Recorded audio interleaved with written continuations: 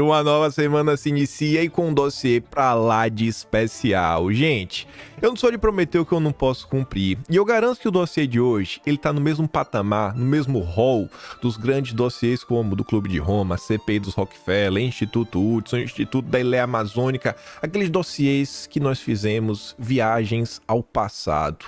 O de hoje, a gente vai desde os anos 20 até eventos recentes. E o pontapé inicial? Fundação Ford.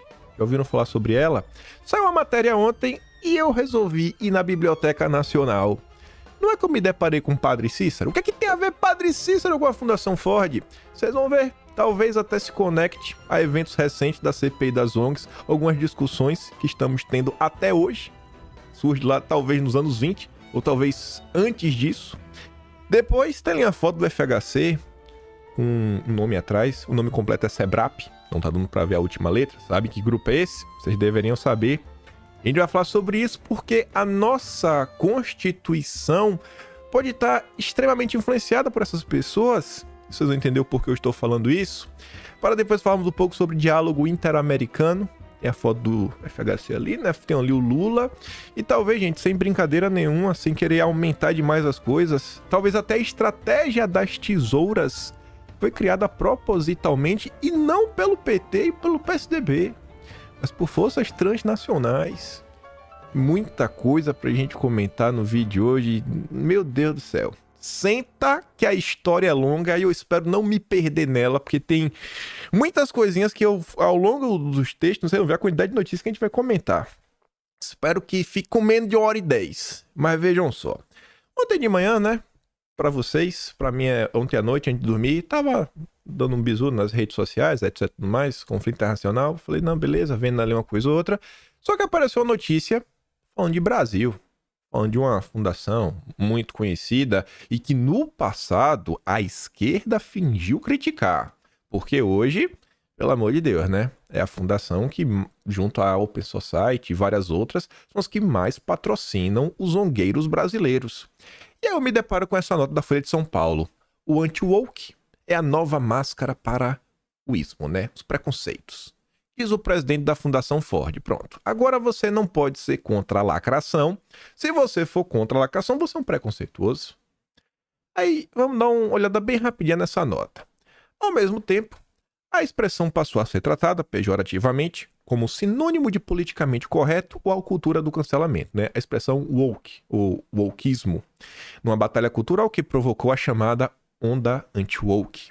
Nela, surfam medidas contra educação sobre gênero, né? Ideologia de gênero, diversidade nas escolas, restrições ao debate sobre ismos, blá blá blá, né? Isso lá nos Estados Unidos. Você sabe muito bem do que a lacração e a doutrinação se trata. Esse discurso aí cai quem quer. E aí depois, a fala do novo presidente da instituição, Darren Walker. Algumas pessoas são contra uma sociedade mais inclusiva e usam a onda anti-woke como forma de mascarar os seus preconceitos. Vocês realmente caem nesse papinho? Hoje, Walker administra uma fundação de 16 bilhões de dólares. Esse é o caixa de uma fundação como essa. Será que você consegue interferir? Imagina, uma fundação que é só para promover coisas. 16 bilhões de dólares. E diz que o Brasil tem um lugar central nos investimentos internacionais da organização. Ele veio para o Brasil para a comemoração dos 60 anos que a fundação está no Brasil. Não chegou ontem, tem 60 anos aqui. E aí anota lá pra frente, ó, em visita ao Brasil, mês passado, para o aniversário de 60 anos do escritório da fundação do país, o Walker encontrou com um grupo de direitos humanos, ativistas digitais, lideranças indígenas, movimento, papapá. A fundação Ford é parceira da Folha no projeto Quilombo do Brasil. A Folha também tem uma parceria com a Open Society Foundation no projeto Planeta em Transe. A Folha de São Paulo realmente tá de parabéns. Tá de parabéns. Ele esteve ainda com a Guajajara, com a Aniele Franco, aquela do aviãozinho da FAB, e com o Capelli, braço direito do Dino. Aí eu falei, beleza. E agora que a gente começa a nossa viagem ao tempo. Vamos ter que voltar para os anos 20. E eu confesso para vocês que eu nem achava que ia virar um dossiê. Eu tava me planejando para montar o vídeo, falar de eleições hoje, movimentações partidárias. E aí, por causa da situação internacional que está acontecendo, Eu falei, cara, eu queria muito entender como tudo isso aí começou. Eu cheguei lá na Biblioteca Nacional pra saber, Israel, Oswaldo Aranha. Eu queria saber como foi o processo, né, da criação do Estado, os primeiros conflitos. Aí eu comecei a ver muita coisa. Falei, já que eu já tô por aqui, vou botar a Fundação Ford. E eu sempre gosto de ver assim, quando foi a primeira vez que um jornal brasileiro falou da Fundação Ford. Como eu vi que ela foi criada nos anos 30, eu botei lá, a partir de 1930, vi o que tinha. E não é que eu achei a notícia. Eu falei, não é possível que é isso daqui. E vamos, né? Vamos na nossa viagem de volta ao passado. Ainda não é os anos 20. Essa foi a primeira notícia que eu me deparei sobre a Fundação Ford. Saiu no O Jornal, é o nome do jornal, O Jornal, né? Muito bom esse nome. No dia 21 de maio de 1932, quando se escrevia sábado com duas letras B. A seca com 2C e os seus flagelos. A bandeira dos diários associados pelos sertões do Nordeste, na meca do fanatismo nordestino, Juazeiro de Padre Cícero, a bênção de meu padrinho. Tende piedade desta América. Aníbal Fernandes, enviado especial dos diários associados aos sertões nordestinos. Eu não vou ler a nota toda, mas vou pegar a parte que eu achei muito interessante, que lá para tanto, ele vai narrando, aí ele bateu um papo com o Padre Cícero, que tá ali, ó. Dentro de alguns minutos, estamos em frente em frente do profeta, e o homem alquebrado arrastando-se lentamente, guiado por um dos auxiliares. Apresentações. O Padre Cícero senta-se e começa a conversar animadamente. Pedimos as suas impressões da seca, diz algumas palavras a respeito, refere-se ao projeto dantes anunciado de se transportarem as populações nordestinas para o sul, manifesta-se contra, acalora-se. Diz que queriam impor o sertanejo, ou o exílio, ou bater as botas. Exalta a ação do governo da República, que em tempo desistiu da medida, antipática e antipatriótica. Relembra os sofrimentos dos sertanejos acerca das secas e o banditismo. Aí, senhor, pedimos-lhes uma mensagem. Padinho Padre Cícero. Deu uma mensagem pro Diário dos Associados. E ele falou. Refere-se ao problema da constitucionalização. O Padinho Padre Cícero era partidário de um sistema, de uma Constituição, não como a de 91, abre aspas, para Padre Cícero. Queremos, diz ele, uma Constituição para ser uma nação livre, mas tendo como princípio básico Deus. E ataca fortemente a Fundação Ford, critica os governos que nos venderam a América Inglesa, discorre largamente sobre a infiltração estrangeira no Brasil. Aí eu falei, peraí, pô. Padinho Padre Cícero tá falando da Fundação Ford, tá reclamando, nos venderam. Falei, o que é que tá acontecendo? Aí eu tive que ir atrás. Aí eu já fui lá na Biblioteca Nacional. Padre Cícero, né? Estrangeiros. Aí fui botando um monte de coisa, até achar. E quando eu boto Ford, aí começava a aparecer um monte de nota que entendia a palavra Ford como foro. Nossa, parecia a mim uma coisa que não tinha nada a ver com o que eu queria. Mas eu insisti. Quem procura, acha. E aí vamos voltar. 4 anos antes. 6 de janeiro de 1928, no jornal Amanhã. Um protesto do Padre Cícero. O velho sacerdote apela para o governo no sentido de que não se vendam terras do Brasil a Ford. Enquanto nossos parlamentares atualmente querem entregar o Brasil de mão beijada para as grandes instituições, né? BlackRock, Pedra Preta, quem sabe colocar também na nova Rota da Seda. O importante é vender o Brasil. O importante é abrir mão da nossa soberania. No passado, tínhamos pessoas preocupadas com a nossa soberania nacional. Padre Cícero, lá do Ceará, é um sacerdote que não se julga pouca coisa. Tem-se em conta de um batuta de marca. Quando, da Batalha Europeia, ele escreveu ao Kaiser intimando a pôr termo àquela polvorosa luta. O homem é brabo. Primeiro grande conflito mundial, escreveu a carta. Ó, para esse negócio aí que eu tô mandando. Antes de ser o Bernardes, era o Arthur Bernardes, nosso 12º presidente, que depois, quando foi deputado, foi o responsável para impedir a internacionalização da Amazônia, que foi o Instituto Internacional da Lei Amazônica, temos vídeo sobre isso. Pediu lá pro Bernardes, né? Aconselhado a conceder anistia aos revolucionários. Mano, vamos tentar acalmar o país. Aí agora, sabedor de que o capitalista Ford havia comprado terras na Amazônia, enviou ao presidente da República o seguinte protesto. Isso em 6 de janeiro de 28. Grava essa data, que o pai de Cício mas fez um gol de placa. Posto que declínio da existência, vencendo já a última etapa, que é a Previdência... Nossa, esse português é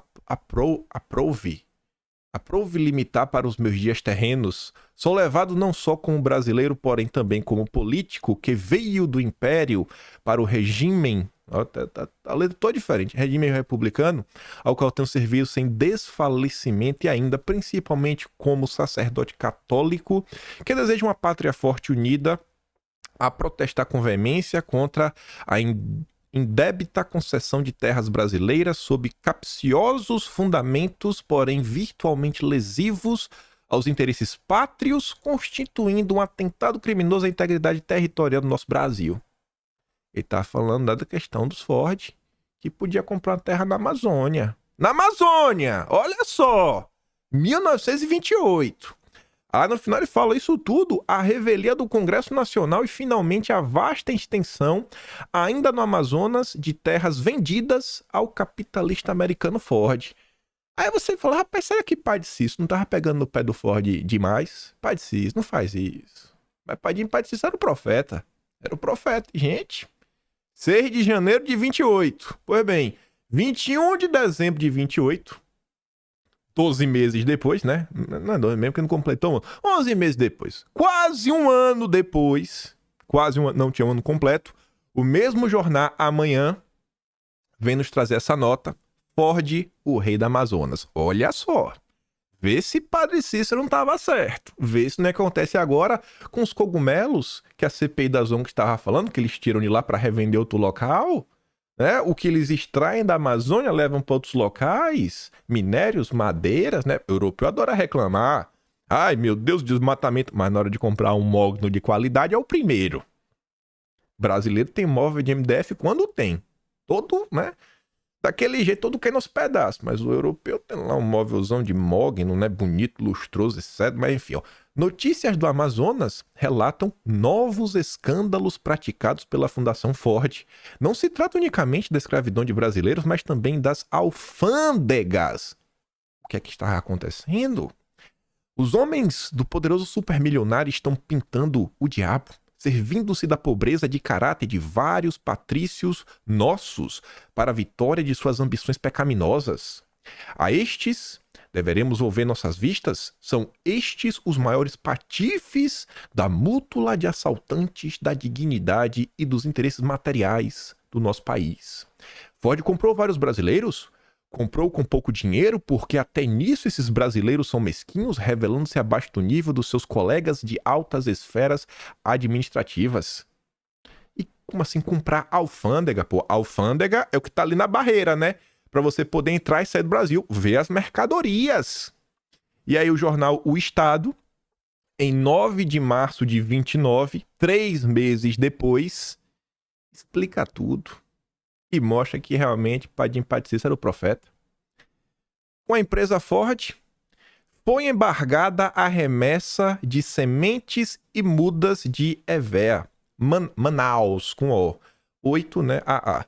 O governo do estado, sob o fundamento de que a lei proíbe a exportação de sementes de seringueira, negou licença para a saída do território amazonense de grande quantidade daquelas sementes destinadas às plantações do senhor Henry Ford no Tapajós.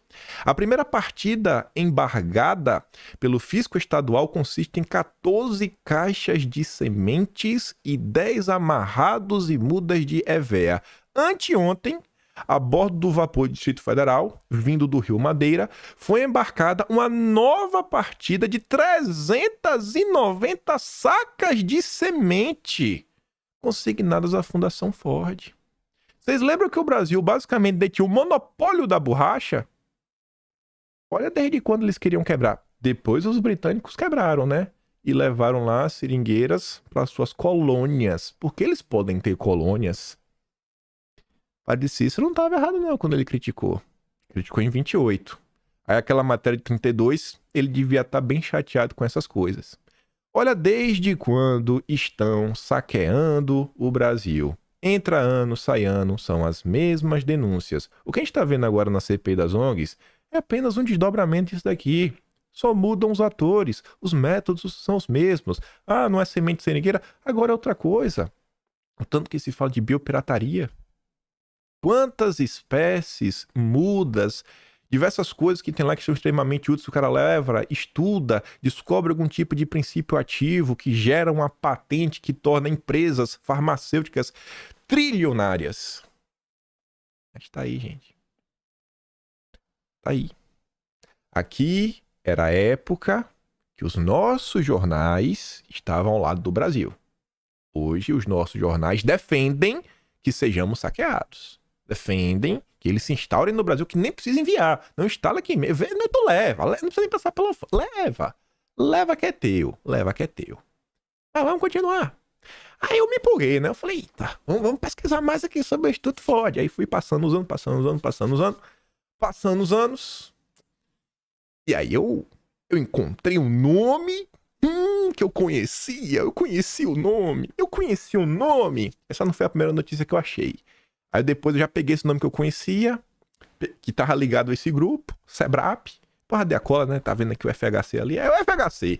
Aí eu botei lá na Biblioteca Nacional, né? Fundação Ford, Sebrap. Começou a ver um monte de notícia. Eu falei, mas nossa senhora, eu não sabia disso. 6 de maio de 74. Centro Paulista de Análise e Planejamento está entre mais importantes do mundo. O desencontro entre o que a sociedade reclama da universidade e o que a universidade foi capaz de produzir como resposta, né? Então, até hoje é um problema, já era um problema lá, né? Sem dúvida, uma das mais notórias assincronias do processo de desenvolvimento brasileiro, né? Existe isso, era um problema. A população cria uma coisa, mas a universidade não entregava nada. Até hoje, né? Um local de militância. E aí, para combater esse problema, surgiu o Centro Brasileiro de Análise e Planejamento, Sebrap, no qual trabalham cerca de 30 pesquisadores e professores, além de estagiários. O centro acredita ter conseguido atingir os objetivos, né, que se propôs, muitos estudos, etc. Eles queriam criar uma área de pesquisa acadêmicas que imediatamente passou a ser reconhecida pelas mais importantes instituições de pesquisa do mundo. Mas será que isso foi aleatório? Ou será que eles começaram, embrilharam e depois chegaram os grandões? Ou será que os grandões, o respaldo internacional está desde a fundação? Está desde a fundação. Eu só estou fazendo aquelas perguntas para ficar mais interessante. Os objetivos do grupo. O objetivo do Sebrap era promover um programa autônomo de pesquisas e treinamento técnico no campo das ciências sociais, né? Muita sociologia no meio. Manter contato com diversos grupos acadêmicos com as mesmas preocupações, né? Conectar as esquerdas do mundo, basicamente isso. Foi assim que, logo após a sua criação, a Fundação Ford reconheceu sua importância e destinou a verba de apoio a todo o programa que fosse dele desenvolvido. Mas isso é fake news. Isso é fake news. Não é que foi logo depois que a Ford apareceu. A Ford apareceu antes. A gente vai chegar lá. Mas isso só se soube 30 anos depois, né? Que aí o responsável deu com a língua nos dentes. Uma história da população brasileira, né? Ele tá falando o que ele já fez. Fez vários trabalhos. Um desses trabalhos que o Sebrap já tinha feito ali em 74 foi um estudo a pedido da ONU sobre a população brasileira. Também fez um estudo sobre o comportamento reprodutivo. Meu corpo, minhas regras, né? Sebrap é dirigido por Cândido Procópio, Fernando Henrique Cardoso, Juarez Rubens Brandão. Vocês conhecem Fernando Henrique Cardoso? Vocês conhecem ele? Amigo do Lula? Vocês conhecem ele? E fingia, eu sou o adversário. Conhece Fernando Henrique Cardoso? Era marido da senhora Ruth Cardoso. Foi presidente do Brasil por 2 vezes. Mas vamos lá. Aí o tempo passou, eu continuei pesquisando, né? Aí eu já tô aqui, não tá na ordem dos meus achados. Aí em 95, Fernando Cardoso já tava dando com a língua nos dentes. E ele conta, não é que criou o grupo e depois a Fundação Ford veio. Não. Ali a matéria do jornal Pioneiro, do Sul do Brasil, 31 de dezembro de 94, último dia do ano, né? E 1º de janeiro, final e início do ano. Enfim, ele tinha acabado de ser... e acabar de tomar posse como presidente. Aí em um pedaço da matéria fala o seguinte: com o habeas corpus ganho no Superior Tribunal Militar, Fernando Henrique Cardoso voltou ao Brasil em meados de 68 para vencer o concurso para a Cátedra de Ciência Política. Em abril de 69, em São Paulo, ele foi aposentado pelo AI-5. Farto de exílios, ele procurou uma alternativa para continuar no Brasil, o FHC. Numa conversa com 2 amigos, na mesma situação, o filósofo José Arthur Gianotti e o economista Paul Singer, começou a conceber um centro de estudos. E é em setembro daquele mesmo ano, setembro de 69, FHC, que já tinha uma verba de $180 mil, imagine quanto não era $180 mil em 1969. Valia mais do que dinheiro. Doada pela Fundação Ford para edificar o Centro Brasileiro de Análise e Planejamento. Rapaz, que onda é essa, hein? Que onda é essa? Alguns anos depois, uma matéria aqui de 99, entrevistados relembram as discussões no SEBRAP, instituto criado há 30 anos pelo grupo do presidente, o laboratório de FHC. Tem lugar nas universidades públicas e muito menos no governo, perseguido pelos militares. Intelectuais de esquerda criaram, há exatos 30 anos, um instituto que acabou desempenhando um papel fundamental nas discussões da teoria econômica e política e na formação de quadros para vários partidos políticos de PT, Partido dos Trabalhadores, do Lula e do PSDB. A formação do PT passa pelo Fernando Henrique Cardoso. Rapaz. Principalmente, né? E para vários grupos. Parte da história do SEBRAP, sim, é esse grupo.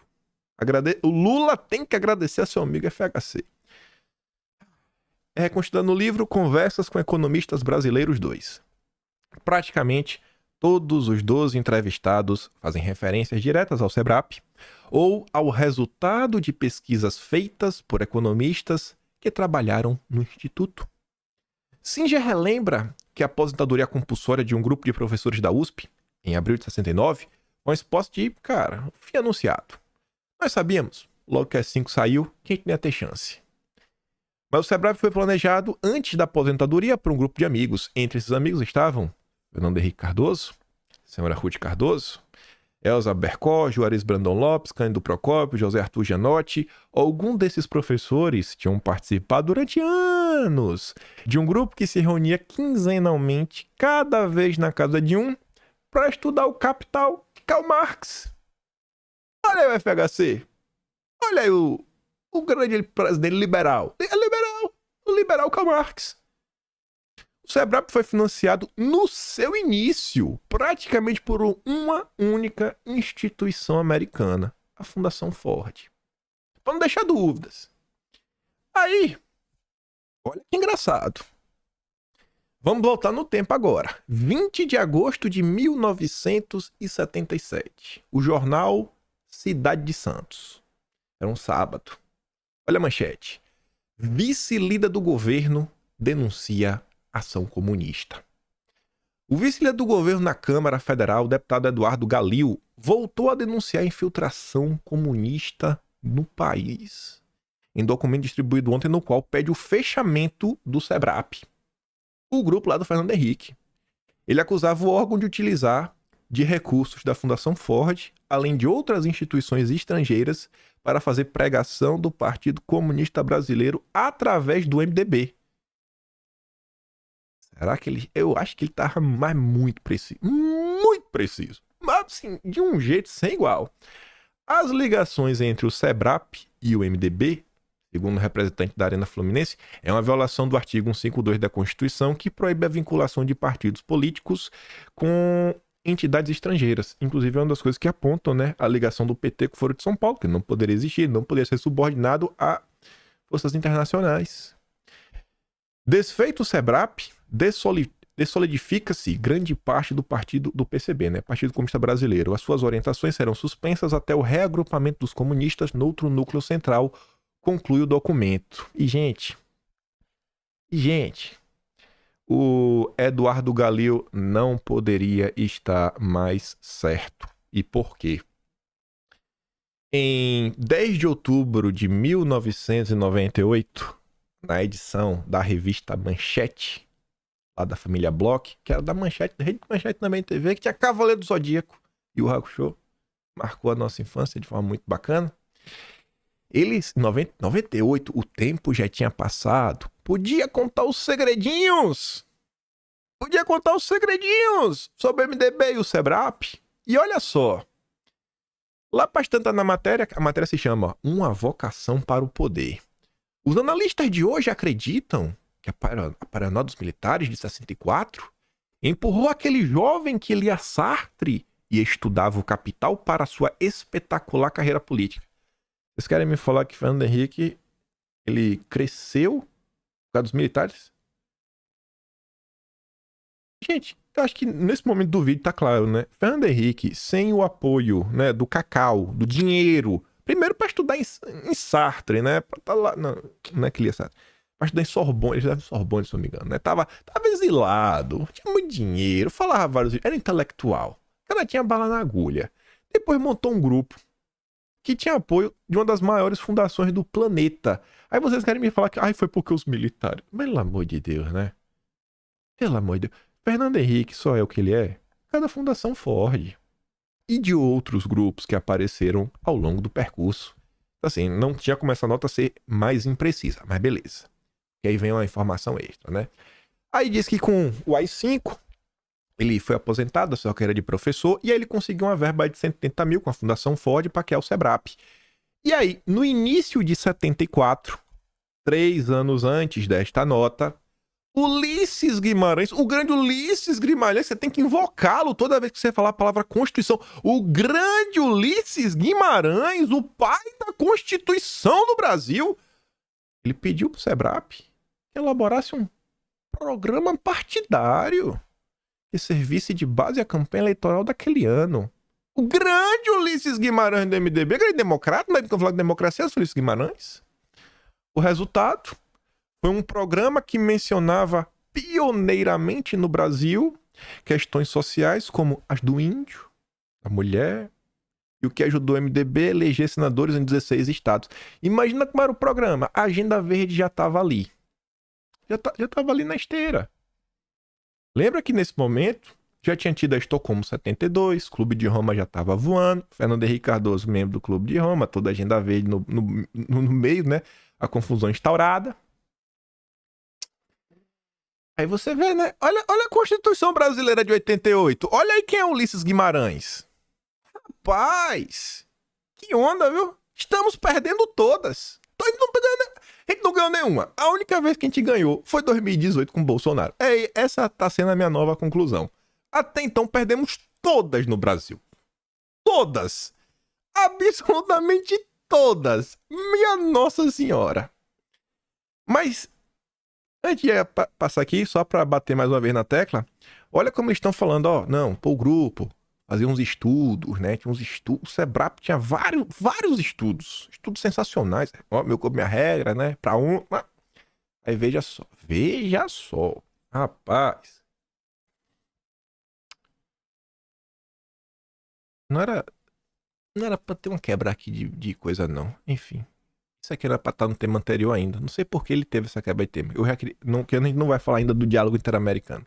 Mas tudo bem. Isso aqui foi na hora que eu achei que eu tinha feito certo. Aí eu apaguei pra mudar a imagem. E acabei botando o ponto dessa transição, assim, né, no vídeo no lugar errado. Mas tudo bem. Era pra continuar no tema anterior ainda. É que eu tava falando do Clube de Roma, né? Porque já tava aqui na sequência. Lembra? Isso aqui foi um print do lado do dossiê do Clube de Roma. Em 79... turma do Clube de Roma veio pro Brasil. Quem estava lá? Fernando Henrique Cardoso. Também estava lá o Celso Laffer e toda a turminha. No dossiê do Clube de Roma, a gente mostrava aqui, ó, em 71. Já eram teses que rodavam o mundo todo. Os super intelectuais, como por exemplo, ó, os países ricos não podem ficar mais ricos e os pobres devem limitar as suas populações. Tem que limitar, viu? Pode ter muito filho, não. Controle de natalidade. O projeto é patrocinado pelo Clube de Roma. Isso aqui em 71. Aí vamos voltar. 76. Aquele mesmo período. Confusão, já tava denunciando, né? Agenda comunista. O simpósio da Fundação Ford. Essa nota é muito maior do que isso. E tem um parágrafo que, se não me engano, é o primeiro ou o segundo, que ele fala o seguinte, que é um absurdo falar de planejamento familiar por pobreza, por falta de capacidade do Estado de entregar uma boa situação econômica. Exatamente a tese que eles estão defendendo em 71, Clube de Roma, né? Mas essa nota é sobre o SEBRAP, falando, né? Teve um simpósio patrocinado com a Fundação Ford, uma do SEBRAP, outros grupos. E aí eles apresentaram trabalhos sobre fecundidade, crescimento demográfico e o tamanho da família. Os como Paul Singer, Edi Kogu, Morvan Moreira falam sobre modelos econômicos sociológicos do comportamento familiar. Olha como a turma tava preocupada. E aí o deputado Jailson Barreto, um dos poucos a relacionar abertamente a política de planejamento familiar com migrações internas, o deputado criticou a realização do simpósio da Fundação Ford no Sheraton, no Rio de Janeiro, e ao mesmo tempo perguntou como é que o governo brasileiro permite a atuação de entidades como a Benfam, apesar da legislação federal ter toda ela um enfoque de estímulo à natalidade. O Brasil quer que as pessoas tenham filho e vocês estão vindo na conta, tá tudo errado. Tudo errado, tudo errado, tudo errado. E tem vários textos. Ó, planejamento familiar, vamos selecionar os melhores. Rapaz, na última vez que eu ouvi alguém falando de selecionar... Não, esse aqui tá... defeituoso. Rapaz. Isso, olha. Não vou nem falar o nome disso, viu? Não vou nem falar o nome... Isso aqui foi 77 também. Fundação Forte, tá ali, dá pra ver meio ver. Isso é brabo também, ambos na mesma nota. Eu não vou nem falar mais sobre isso, porque eu não vou ficar pegando no pé. Aí vamos continuar. Aí fiquei lá pesquisando. Cheguei no ano de 82.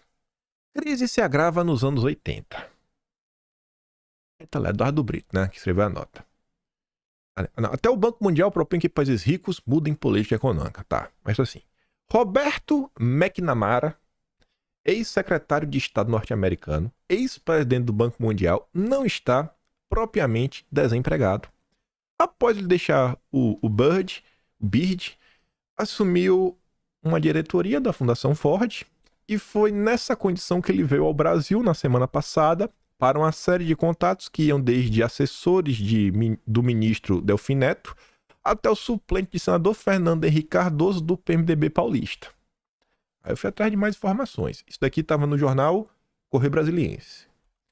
No Jornal do Brasil, de 21 de setembro daquele mesmo ano, aí tem mais informações. Teve um jantar do McNamara. O escritório da Fundação Ford no Rio ofereceu um jantar domingo no Rio Palace a um grupo de brasileiros que se reuniu em torno de um conselheiro da fundação, o Robert McNamara, o Roberto, vamos chamar ele de Roberto. Secretário de Defesa do governo Kennedy, ex-presidente do Banco Mundial.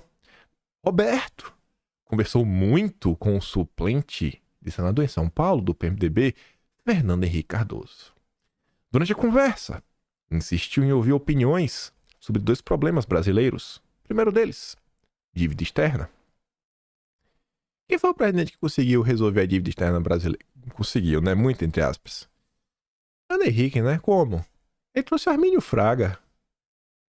O Armínio Fraga pediu demissão pro Soros, tava trabalhando pro Soros, e veio tomar conta do Banco Central, né? Muito engraçado isso, muito engraçado. Como o Brasil vai resolver, né? E a sequência político-eleitoral ocorrerá depois das eleições de novembro, né? Vamos ver isso aí, né? Vamos montar aqui vamos começar a construir um projeto político. O projeto político demora tempo para sair do papel. Quis saber também qual a imagem que os brasileiros têm hoje dos Estados Unidos. E Fernando Henrique Cardoso disse que tal problema já não preocupa como preocupava 20 anos antes. Ou seja, em 62. Se a gente parar para olhar, pessoal, assim, de forma bem sem emoção no coração, jogou por muito tempo. Surgiu, assim, começou a ser fomentada na sociedade como assim, que os Estados Unidos é a personificação do amor. Como se tudo que eles fizessem estivesse 100% certo. Eles não erram. São xerifes do mundo, né? Olha, eles podem fazer tudo o que eles querem. Não, é pro nosso bem, é pro nosso melhor. E você vê que essa ideia é meio complicada, né? Você vê que no Brasil trabalham o tempo todo para destruir a identidade nacional. Nos ensinam que toda a nossa história não presta. A esquerda, grande parte dela, acha que o golpe começou em 1500. De 1500 para cá, tudo deu errado. Parte da direita coloca 1888, né? Teve o 89. Teve lá a proclamação da República e já acabou tudo. Até o Império tava, até ali ainda dava para encontrar alguma pessoa a ver só. Depois acabou. Então, assim, foram anos e mais anos e mais anos e mais anos de destruição, sei lá, da sociedade, da identidade nacional. Mas se você para e olha pro passado, você vê, pô, não, as pessoas tinham uma certa preocupação com o Brasil, tinham um sentimento nacional no passado. Ele foi quebrado. Anos 70, anos 80, anos 90, anos 2000.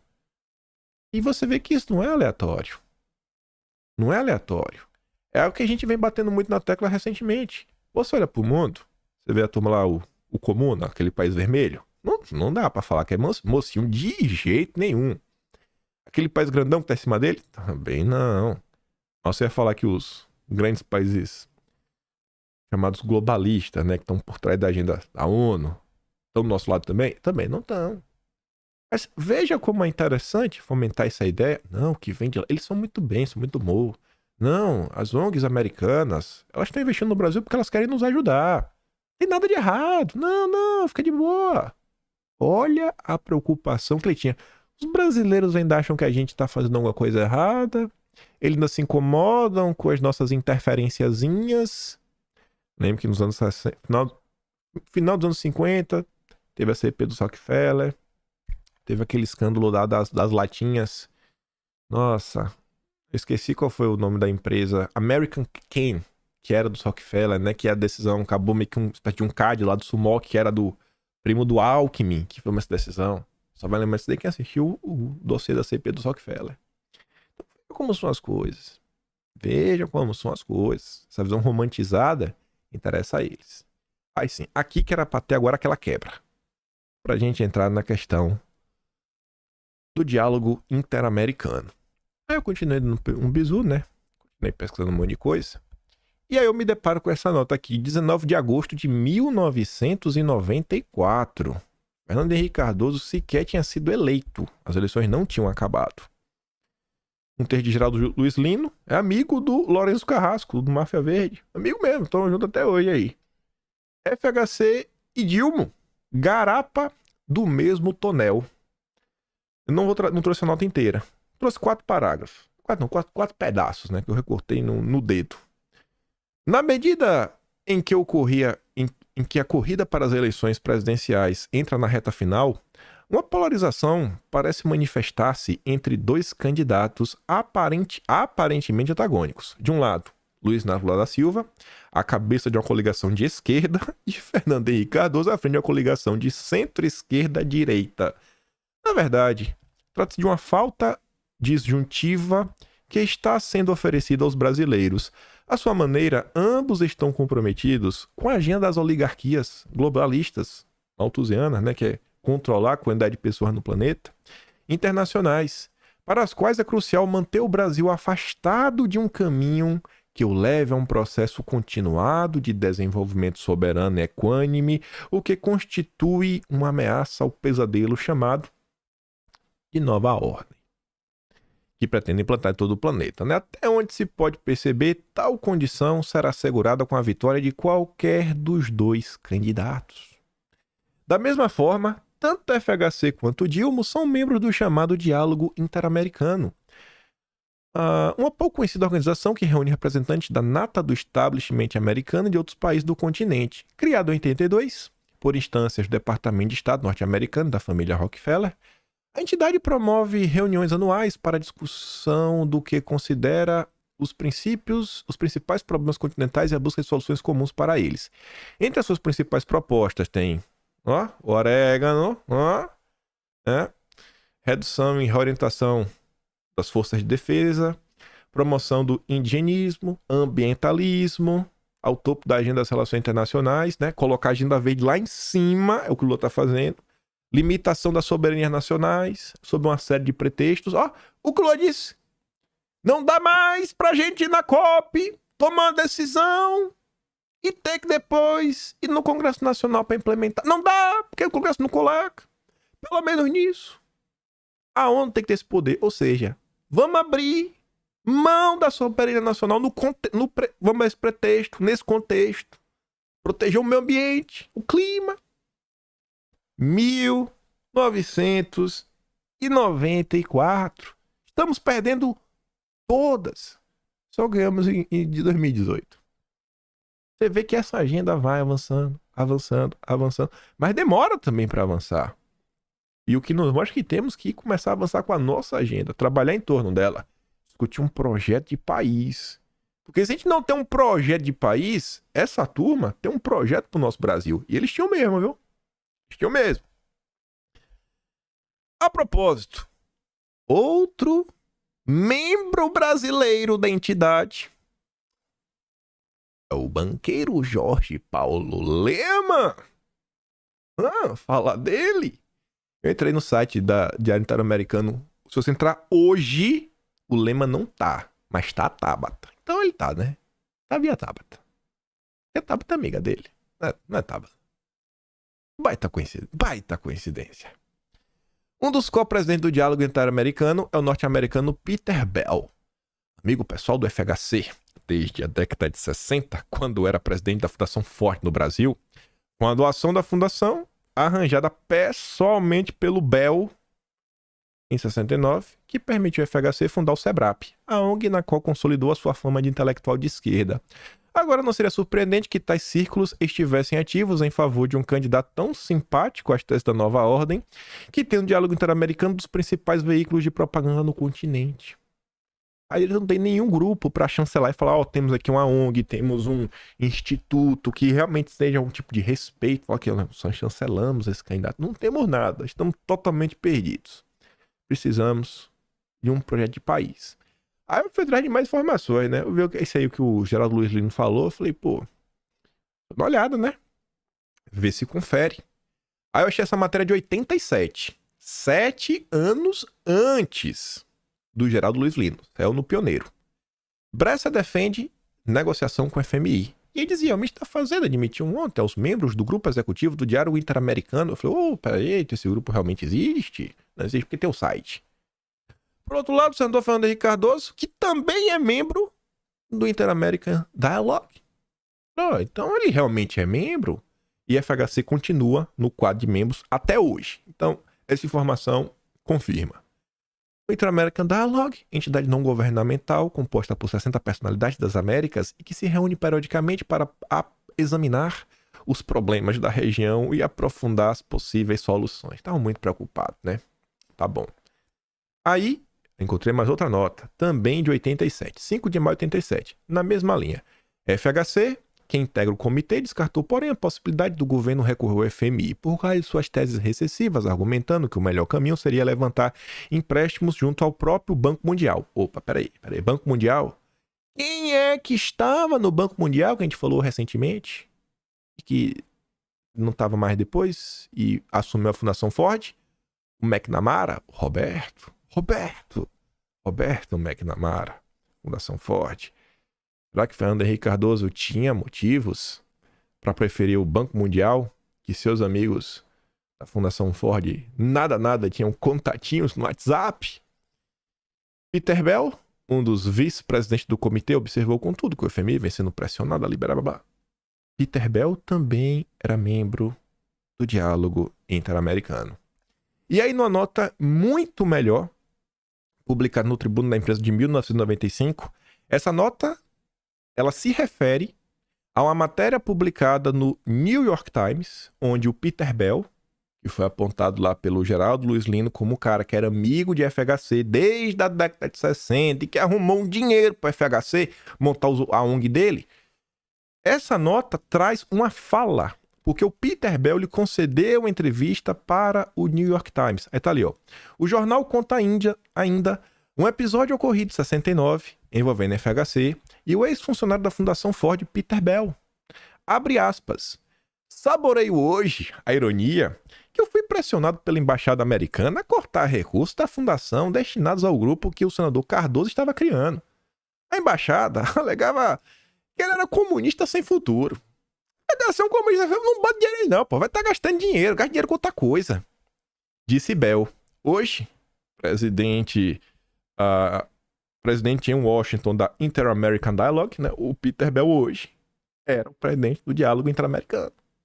E FHC, em 3 de janeiro de 95, era presidente do Brasil. Assim, aí você volta pra revista Manchete. Não, foram os militares. Eles colocaram o S5 contra o FHC e tornaram ele um grande político? Não. O FHC foi formado com dinheiro internacional. Internacional. Assim, ó, a gente vai pagar pra te promover no mundo. Você é o nosso garotinho dos olhos de ouro. E aí o grupo que ele se referia era a SEBRAP. Então o cara assume. Eu botei dinheiro. A gente promoveu. Foi 180 mil só pra abrir, gente. Conforme os anos foi passando, foi mais dinheiro entrando. Tá de brincadeira comigo. Aí eu fui no Arquivo Nacional. O Arquivo Nacional não é tão bom de procurar as coisas. E é muito demorado. Mas, pra minha sorte, eu achei um documento confidencial produzido pela Secretaria de Inteligência da Aeronáutica no dia 12 de janeiro de 1994. Qual era o assunto? Ministro da Fazenda. Quem era ele? Fernando Henrique Cardoso. Aqui é um documento secreto da inteligência. Isso é um verdadeiro dossiê. Vamos ver o que eles falavam, né? Vou para a parte que me interessa. Tá falando da FHC. A partir de então, diversas publicações vêm apontando o ministro da Fazenda como os fundadores, 82, e até hoje membro do Diálogo Interamericano. Instituição criada por iniciativa conjunta do Rockefeller com o governo americano, como sucursal da Comissão Trilateral para as Américas.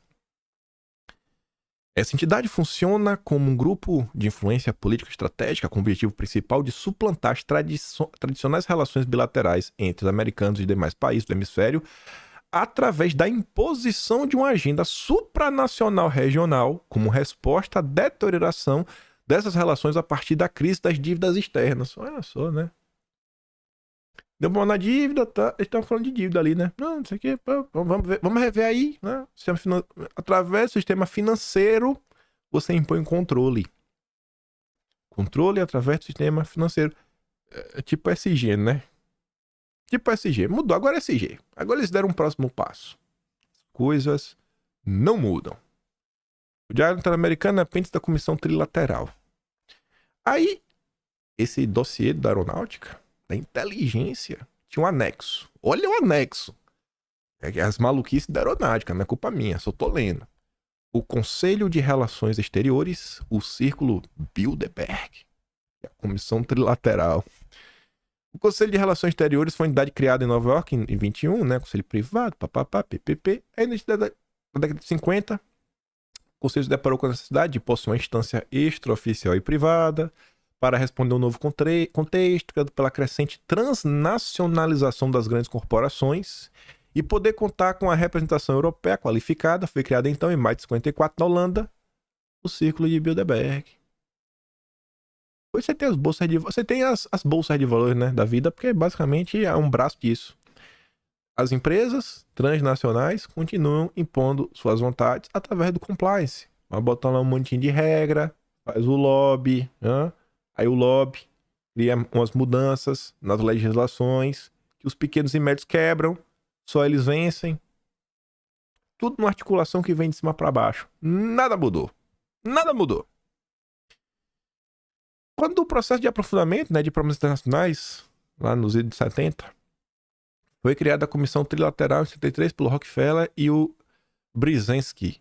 Talvez eu comente sobre isso, essa comissão, porque eu tinha visto uma thread que lá no Twitter, interessante, uma menina lá, ela fala Clube um monte de coisa, e aí ela trazia essa comissão.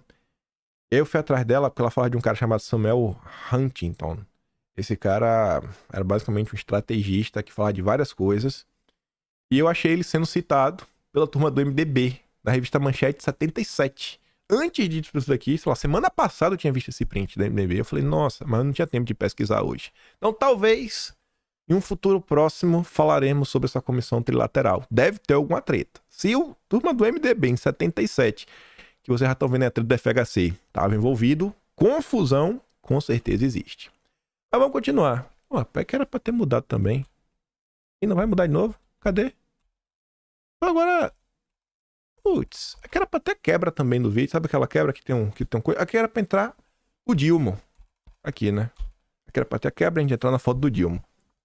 Hoje deu errado, mas tá de boa. Mas enfim. PT tem credibilidade para governar. A nota do Geraldo Luiz Lino falava que não só a FHC, mas o Dilma também era lá do diálogo interamericano. Aí eu fui dar uns bisu, fui pesquisar algumas coisas. Só que antes de falar disso, propriamente dito, só para complementar aqui, olha que nota bacana. Por muitos anos, principalmente naquele período Dilma Rousseff, de 2010 para frente, que o Lula não era mais candidato, que a menina começou a crescer as asinhas, começou a crescer o olho, querendo o poder. Grande parte da esquerda apontava que a Marina ela era financiada pela Fundação Ford. Que a Marina tinha vínculos com todas essas ONGs internacionais, do grande capital. E eu nasci esta nota de 96 que falava o seguinte: PT tem credibilidade para governar. E quem que atestava essa credibilidade? Fundação Ford. O Partido dos Trabalhadores tem competência e credibilidade para governar o país, disse a senadora do Acre, Marina Silva, na época no PT. Ao comentar que dos 630 projetos que foram inscritos para concorrer ao Prêmio Gestão Pública e Cidadania, a Fundação Vargas e a Fundação Ford selecionaram 20 como os mais inovadores na esfera pública do país. Segundo ela, desses projetos, 8 foram realizados por prefeituras administradas pelo Partido dos Trabalhadores. Aí, indo pro diálogo interamericano, saber do Dilma, né? Se ele e a FHC são a mesma coisa. Teve ali 30 de novembro de 1994. É uma nota do José Carlos Graça Wagner, advogado. É o cara que o Olavo de Carvalho atribui tudo que ele sabe sobre o Foro de São Paulo, né? Foi o José Carlos Graça Wagner que apresentou para o Olavo de Carvalho sobre o Foro de São Paulo. E em determinado ponto da nota que ele escrevia, ele falava assim, ó: por fim, é preciso também que Lula explique a sua participação no diálogo interamericano ao lado de David Rockefeller, de McNamara, né, o Roberto McNamara, e também de Vanderlei Cardoso. O diálogo interamericano defende manter Fidel, né, seu regime fechado, com abertura aos investimentos capitalistas. Será a adoção de uma espécie de capitalismo vermelho. Verifica-se também, nessa matéria, a criatividade cubana dos integrantes do PT é surpreendente e inesperada. Seria bom para a transparência política que os envolvidos explicassem o que pretendem o Foro de São Paulo e o diálogo interamericano. Não é matéria eleitoral. Conhecer os planos desses dois grupos, que estão em sintonia em muitos pontos relacionados ao futuro da América Latina, é o maior interesse da população e das instituições nacionais. Aí eu botei essa nota aqui de 3 de janeiro de 1994 do Jornal do Comércio. Não aparece o autor dela, só que uma nota que faz várias perguntas, aquelas perguntas retóricas. Pergunta retórica e tenta ser irônico. Aí fala assim, rir ou chorar? Rir ou chorar? Aí vai botando vários casos, né, que mostram incoerências, hipocrisias. E aí fala, é pra rir ou pra chorar? Aí fala, Lula? Que Lula?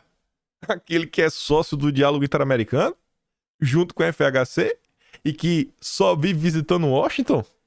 Se ele não sabe nem que avião está metido e voando, vai lá saber o sentido do programa democrático ditado pelos americanos pela América Latina? Que Lula? Lula? Ah, pelo amor de Deus. Lula? Opção. Aí encontrei outra nota. Essa aqui é muito mais interessante. É de 1º de abril. Devia ser até o aniversário do Lula. Para Lula, ex-ministro representa o atraso. Ele está falando do FHC. Antes de eu mostrar para vocês só 2 parágrafozinhos, olha o subtítulo. Candidato do PT lembra que Cardoso tem apoio da Fiesp e da Febraban. Isso é ruim, é Lula? Porque hoje a Fiesp é do teu sobrinho de consideração Josué Gomes, né? E a Febraban é do amigo e irmão do Haddad, o Sidney, que tá no teu conselhão. Olha como as coisas não mudam, né? É o verdadeiro teatro das tesouras. Aí eu me pergunto, será que foi um puro acaso, PT, PSDB, teatro das tesouras, ou já foi tudo planejado desde o início? Sempre trabalhado para manter tudo na mais profunda confusão e atraso. Mas vamos dar uma olhada, né? Entendeu? Petista agora segue para o Washington. Pronto, lá vai o Lula. Na época não tinha um Biden, né? Ele devia ter outro amigo lá. Mas tá ali, ó. Empenhado em imprimir imagem de moderação à sua candidatura ao Planalto, Lula vai fazer uma viagem para Washington, né? Vai ter encontro com funcionários graduados do governo americano, representantes do mundo acadêmico, sindical, organizações de promoção de direitos humanos, políticas ambientais e outros lobbies que se interessam pelo Brasil. É, tem muita gente interessada no Brasil, hein, Lula? Ah, Lula. Sua agenda ainda não está fechada, mas deve incluir contatos com executivos de bancos, empresas de Nova York. A visita de Lula começou a ser preparada em fevereiro passado, com a ajuda do Diálogo Interamericano, uma entidade que congrega personalidade. Bababá. Lula é um dos fundadores brasileiros da organização, segundo nota aqui da Tribuna da Imprensa de 1º de abril de 94. Como é que você vai falar que essa turma é diferente, né? É um bando de iguais. Aí, voltando um pouco para o FHC, o real, a ressaca e o ociólogo. Uma nota de 18 de julho de 95. Na sua vocação, né, armado uma tática de dizer e desdizer, chegou ao cume. Deslumbrado pelo sucesso que lhe proporcionou a Fundação Ford em aliança com o Diálogo Interamericano dos Rockefeller, por intermédio do centro acadêmico Woodrow Wilson, que, segundo este, teve a felicidade de associar o dinheiro e cérebros, o carreirista já articula a reeleição. Está falando do FHC. Quando esse é o discurso de despedida do Senado, ou seja, isso em pelo menos 94, FHC nem tinha sido eleito ainda.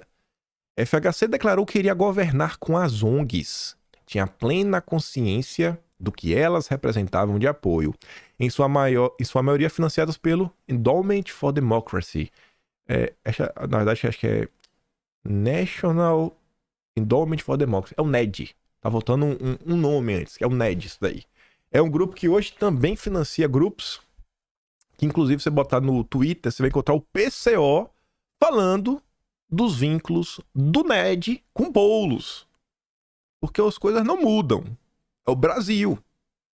Soberania nacional segue sendo um tema. Talvez seja o tema mais importante a ser discutido neste exato momento. E ele também faz essa comissão trilateral. Tô sentindo que eu tenho que pesquisar sobre ela. Não sei quando isso vai sair. Mas vamos lá. E aí eu quero trazer, cheguei aqui na reta final, uma nota que a gente já comentou várias vezes. Mas pelo menos umas 4 vezes só esse ano. O FHC fala que vai governar com as ONGs antes de assumir a presidência. FHC assume a presidência. No seu 9º mês de governo, em setembro de 95, o FHC viajaria para Bruxelas. A Folha de São Paulo publicaria essa nota. Tucano faz apelo a ONGs. A FHC desarmou qualquer possível crítica de ONGs europeias, com apelo para que passem a ser neo-governamentais. Ele falou que ele ia governar com as ONGs. Você entende agora? Eu agora entendo essa nota de uma forma ainda mais profunda, mais intensa, mais ampla. Ou seja, ajudem o governo a resolver problemas como desigualdade, discriminação, né, preconceito, seres humanos, meio ambiente. Ou a sociedade se organiza, será impossível reverter tudo. É exatamente o que o Lula pede o tempo todo. O apoio do povo. E no final do dia é da Globo, né? Mesmo sem um apelo, a FHC teria desarmado porque os temas que elas selecionaram para discutir foram respondidos da linha proposta pelas próprias ONGs. Primeiro, cooperação do mundo desenvolvido para a preservação ambiental especial da Amazônia. Ah, bandido! A FHC concordou com a responsabilidade compartilhada.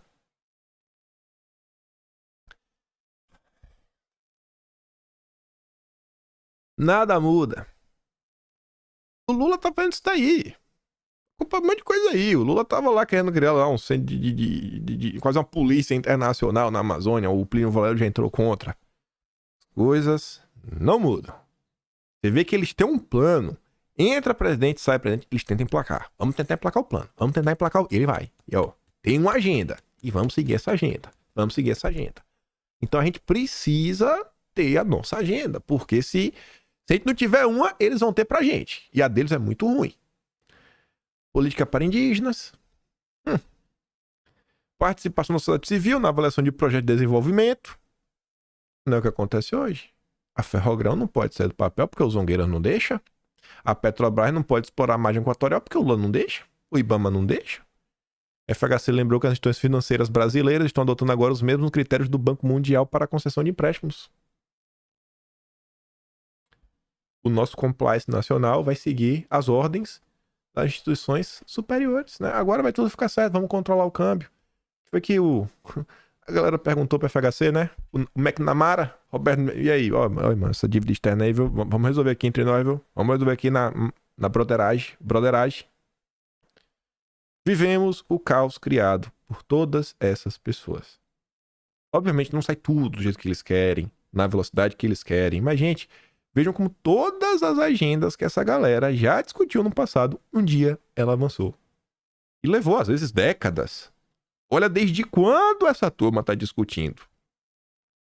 Olha a importância de ocupar cargos na máquina. Autarquias.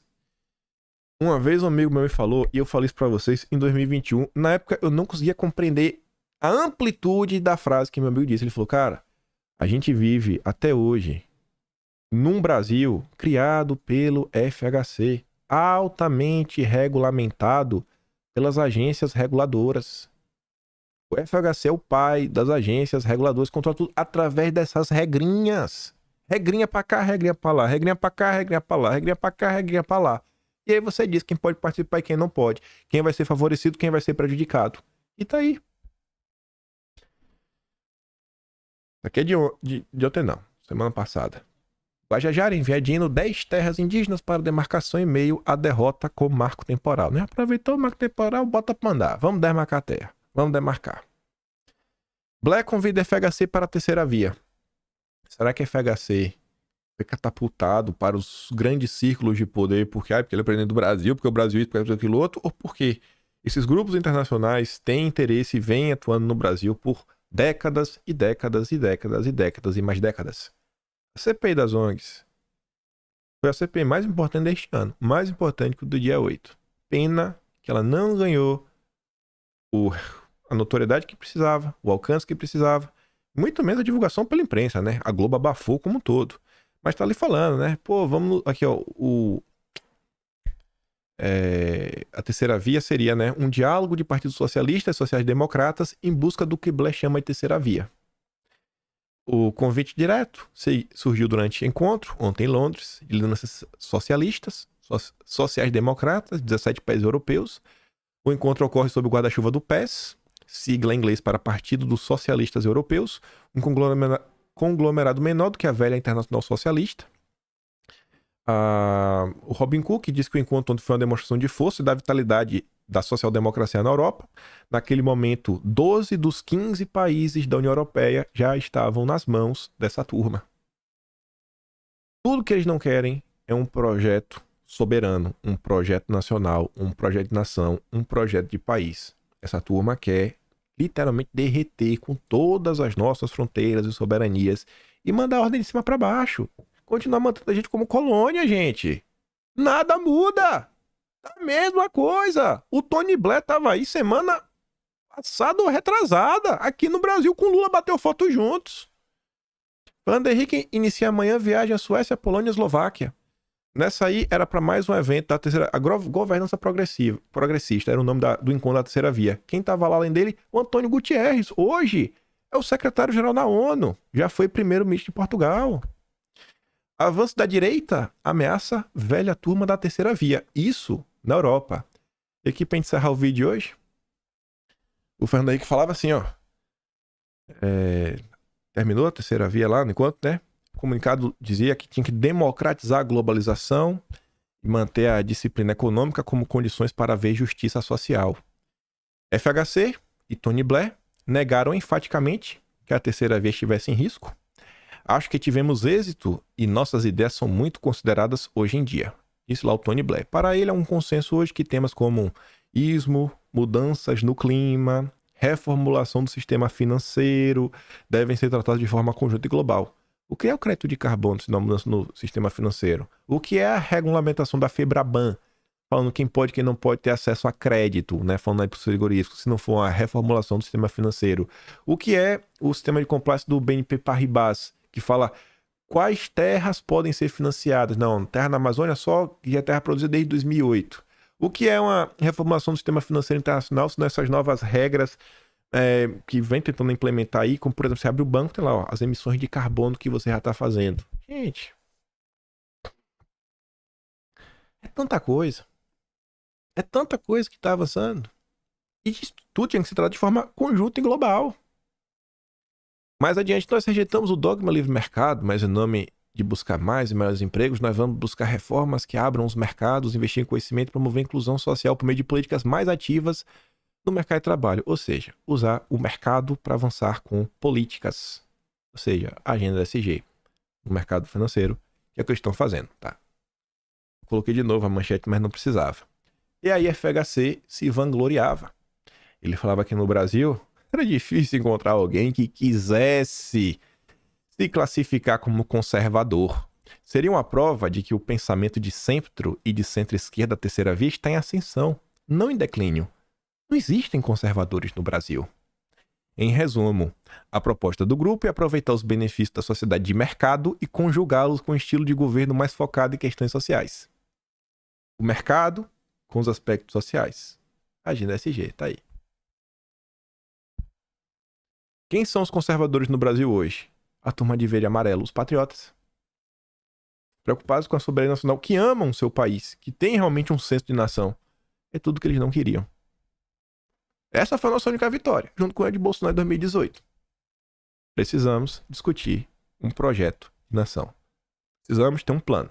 Precisamos ocupar realmente espaços nesse Brasil, moldado na Constituição de 88, do grande Ulisses Guimarães, que pedia conselhos pro SEBRAP do FHC. Então imagina a nossa Constituição, né? E só para encerrar, deixar aqui de sugestão para quem quiser. Dossiê Roda da Fortuna. É o que eu falo do CPI dos Rockefeller. Vai ter muita outra coisa. Dilma Soros. Eu trago essas notícias aqui do final, falo mais coisas. Me aprofundo mais nesse debate terceira via e tudo mais. Episódio lá 1328. E Lei Amazônica, que eu falo da tia, que está na relação, Lei Amazônica, blá blá blá. 1359, eu começo a falar de Fórum Econômico e começo a falar de Clube de Roma, e aí o do Clube de Roma mesmo são esses dois, o 1400 e o 1402. E esse ainda tem mais um pouquinho sobre o Clube de Roma, o 1403, e o 1410 é do Instituto Hudson, mais uma vez tentando internacionalizar a danada da Amazônia. E por alguma razão, eu não sei porque, ele não tá entrando pra minha página, que eu gosto, que é essa daqui, que tem os temas divididos. Mas agora tá aí, na mão grande, forçado. Chegamos ao fim de mais uma grande história. Triste, mas eu, de coração, por mais triste que seja, eu me empolgo só de falar, nossa, realmente tira assim a venda dos olhos, né? Você fala assim, pô, beleza, agora eu sei como é que eu tô sendo enganado. Eu tô sabendo como é que estão me enganando. Isso me deixa um pouco mais tranquilo.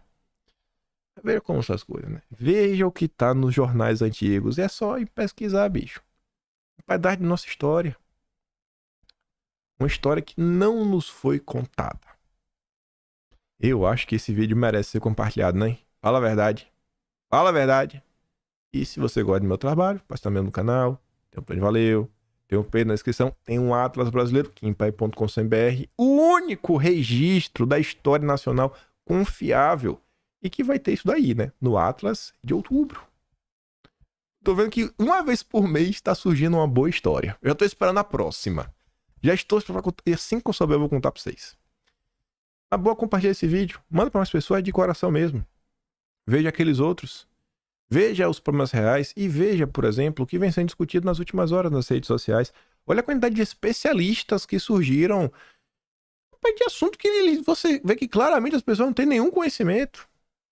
Eu acho que a gente tem que realmente se preocupar cada vez mais com o nosso país, o Brasil.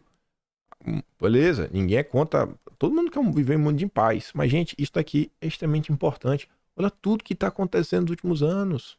Décadas e mais décadas de planejamento, de trabalho para colocar em prática. Ou a gente se debruça sobre as questões sérias, ou eles vão continuar avançando. Fico por aqui. Mais uma vez, manda esse vídeo para uma pessoa e fala, cara, reserve um tempo, escuta. Olha o que está aqui, é só notícia de jornal. Ele não está inventando nada da cabeça dele. E é isso. Beijo grande. Fui!